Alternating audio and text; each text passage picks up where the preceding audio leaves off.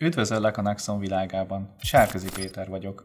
Ilyenkor évelején számos nyilatkozatot kell a február elején esedékes bérek kifizetéséig kitöltetnünk és aláírnunk, hogy a minket illető kedvezményeket időben érvényesíteni tudjuk.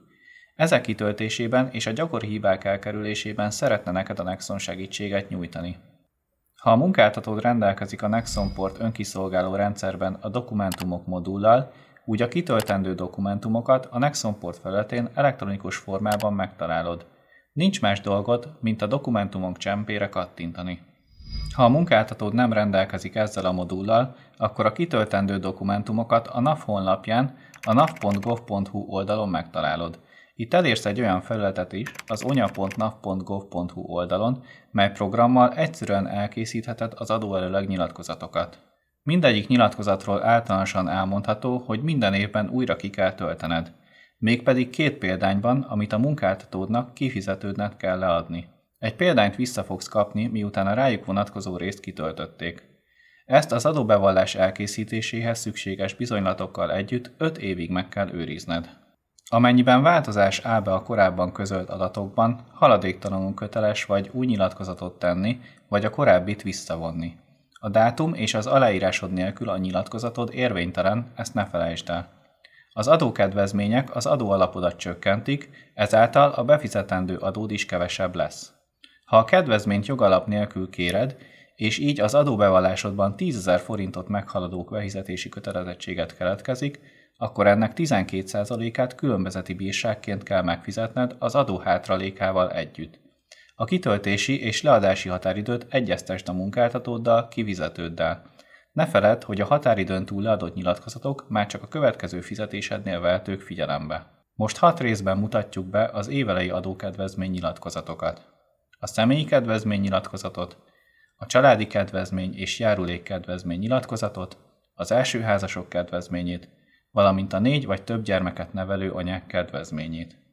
A 25 év alatti fiatalok kedvezményének részben vagy egészben történő érvényesítésének mellőzéséről szóló nyilatkozatot, valamint a 30 év alatti anyák adókedvezményét. Ebben a második részben a családi kedvezmény nyilatkozatról lesz szó. Az első blokkban nyilatkozol munkáltatódnak, kifizetődnek az általad érvényesíteni kívánt családi kedvezményről, valamint itt kell részletezni az eltartottak, kedvezményezett eltartottak adatait is. Igénylőként fontos, hogy nevedet és adóazonosító jeledet feltüntesd az elején. Ha az évben már adtál egy nyilatkozatot, amin módosítani szeretnél, akkor tegyél X-et a módosított nyilatkozat mezőbe. Ebben az esetben meg kell majd adnod a későbbiekben gyermekednél, gyermekeidnél a változás dátumát. Az első ponthoz az eltartottak neve mellett az eltartotti minőséget, azaz, hogy miként kell őt a családi kedvezmény számításánál figyelembe venni. Külön kódkockában kell jelölni. Ez szerint lehet az 1-es kód kedvezményezett eltartott, például gyermeked, ami középiskolában vagy általános iskolában nappali tagozaton tanul, vagy óvodás. Lehet a 2-es kód eltartott, például az egyetemen tanuló gyermeked. A 3-as kód a felváltva gondozott gyermek. Ha elváltatok és jogerős bírósági döntés alapján felváltva gondozzátok gyermeketeket, és a családi pótlékra is 50-50%-ban vagytok jogosultak. A 4-es kód a beteg gyermek. Például, ha gyermeked tartósan beteg vagy súlyosan fogyatékos. Az 5-ös kód a felváltva gondozott beteg gyermek. Ha elváltatok és jogerős bírósági döntés alapján felváltva gondozzátok a tartósan beteg vagy súlyosan fogyatékos gyermeketeket, és a családi pótlékra is 50-50%-ban vagytok jogosultak. A 0-ás kód kedvezménybe nem számító. Módosított nyilatkozat esetén fordul elő. Gyermeked leérettségizett, befejezte egyetemi tanulmányait. Magzat esetén adatok helyett a magzat elnevezést tüntest fel, kedvezményezett eltartottként, 1-es kóddal jelölve őt. A magzatok a várandóság orvosi igazolása alapján a fogantatástól számított 91. nap hónapjától az élve születés napját megelőző hónappal bezárólag vehetők figyelembe. Az összes eltartott nevét, adóazonosítójelét meg kell adni, kivéve a magzatét. Adóazonosítójel nélkül a nyilatkozat érvénytelen. Az eltartottak mellett meg kell jelölni, hogy adott eltartott után a nyilatkozatot adó magánszemély milyen jogcímen jogosult a kedvezmény érvényesítésére. A jogosultsági jogcímek a következők. Az A kód gyermek után családi pótlékra jogosult, vagy ilyen jogosult a közös háztartásban élő házastárs, Például gyermeked, ami középiskolában vagy általános iskolában nappali tagozaton tanul, vagy óvodás. A B kód a várandós nő vagy vele közös háztartásban élő házastársa magzat esetén. C kód családi pótlékra saját jogán jogosult vagy ilyen jogosulttal közös háztartásban élő hozzátartozó, ideértve a gyermek szüleinek hozzátartozóit is. Például saját jogán családi pótlékra jogosult, aki köznevelésben folytat tanulmányokat, és mindkét szülője elhunyt. A D kód rokkantsági járadékban részesülő vagy ilyen jogosulttal közös háztartásban élő hozzátartozó, ideértve a gyermek szüleinek hozzátartozóit is, ha például te vagy hozzátartozód rokkantsági járadékban részesül. Változás időpontja. Ha évközben olyan változás következik be, mely szükségessé teszi az adóelőleg nyilatkozat módosítását, akkor az ugyanazon munkáltatóhoz tett nyilatkozaton a módosított nyilatkozat jelölésére szolgáló négyzetben ezt X-el kell jelölnöd.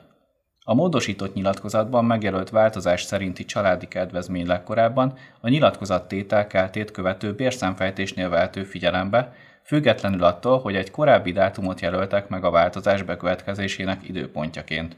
Ezért fontos, hogy a változásról haladéktalanul értesítsd munkáltatódat, kifizetődet. A második pontban jelöld a négyzetben X-el, hogy a családi kedvezményt egyedül vagy jogosultnak minősülő házastársaddal, élettársaddal közösen kívánod érvényesíteni. Az egyik mezőt mindenféleképp be kell jelölnöd. Ha te és házastársad is jogosultak vagytok a családi pótlékra, eldönthetitek, hogy megosztva veszitek igénybe, vagy csak az egyikőtök. Ha csak egyikőtök veszi igénybe, akkor is közös nyilatkozatot kell tennetek. Ha csak te vagy jogosult a családi kedvezményre, akkor a családi kedvezményre egyedül vagy jogosult. Nem kell közös nyilatkozatot tenned azzal a volt házastársal, élettársal, aki a felváltva gondozott gyermekre tekintettel érvényesíti az 50-50%-os kedvezményt. A harmadik pontnál csak akkor érvényesítheted a családi kedvezményt, ha azonos vagy hasonló kedvezményt ugyanarra az időszakra másik államban nem vettél és nem is veszel igénybe. Ha ez igaz rád, tegyél X-et a harmadik pont mellett lévő négyzetbe. Mielőtt a következő pontra lépnénk, tudnod kell, hogy a kedvezményt a levonásra kerülő járulékokból is igénybe veheted, ha az adó alapját teljesen lecsökkentette az összeg, amire jogosult vagy, és még maradt is belőle. Ha mégsem szeretnél élni ezzel a lehetőséggel, a negyedik pontban tudod jelölni. Az ötödik pontban az érvényesíteni kívánt családi kedvezményt meghatározhatod mind az összeg, A sor, mind a kedvezményezett eltartottak számának, B sor megjelölésével. Az egyik pontot mindenféleképp ki kell töltened. Ha házastársaddal vagy élettársaddal meg szeretnétek osztani a kedvezményt, az A vagy B pontban ennek megfelelően ír be kisebb, akár tört számot. Például, ha 3 kedvezményezett eltartottatok van, és meg akarjátok felezni a kedvezményt, vagy az A pontba írj 333 000, vagy a B pontba másfelet. Ez esetben figyelj, hogy a 2-es pontban a közösent x-elted ebbe. Amennyiben gyermeked tartósan beteg vagy súlyosan fogyatékos, az adóalapot plusz 66.670 forint kedvezménnyel tudod csökkenteni beteg vagy súlyosan fogyatékos gyermekenként. Ha a kedvezményezett eltartottak között van beteg gyermek, eltartotti minősítése 4 vagy 5, akkor a kedvezmény csak az összeg megjelölésével lehet felosztani a jogosultak között. Magzatra vonatkozóan a kedvezményt közösen csak a házastársak kérhetik évközben. A keltezés ez esetben fontos, mivel a munkáltató kifizető a nyilatkozatot az adóéven belül az átadást követő kifizetéseknél veszi figyelembe. Épp ezért ne felejtsd el időben leadni a nyilatkozatodat. A második blokkban a sorokat a házastársad vagy élettársad adataival kell kitölteni, ha közös nyilatkozatot kell tennetek, akár te kéred egyedül a teljes kedvezményt, akár megosztjátok. Aláhúzással jelölt, hogy házastársad vagy élettársad adatait tüntetett fel. Ha házastársnak, élettársnak van adóelőleget megállapító munkáltatója, rendszeres bevételt juttató kifizetője, akkor itt kell feltüntetni annak megnevezését, adószámát. A harmadik blokkot a munkáltatódnak, kifizetődnek kell kitöltenie. Ugye, hogy egyszerű? Ha hasznosnak tartottad ezt a videót, iratkozz fel a csatornánkra, és ha segítségre van szükséged más, évelején kitöltendő nyilatkozatnál, nézd meg a többi Nexonos videót is. Köszönöm a figyelmet!